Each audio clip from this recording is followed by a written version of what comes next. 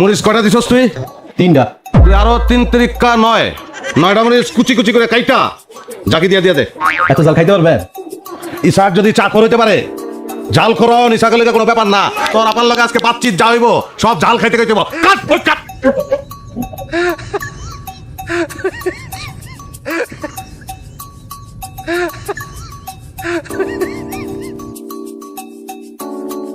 উঠ বড় পাগলা আমার তোরে মাটির নটা কম দিতে হচ্ছে আমার পিঠটা বেশি দিতে পারছি দিয়ে দিব না পানি দে পানি পানি ফালতু মুখে পানি পানি দে লাগবে না আমার সঙ্গে ফালতু পানি রাখবো না পানি করে দোকান নাই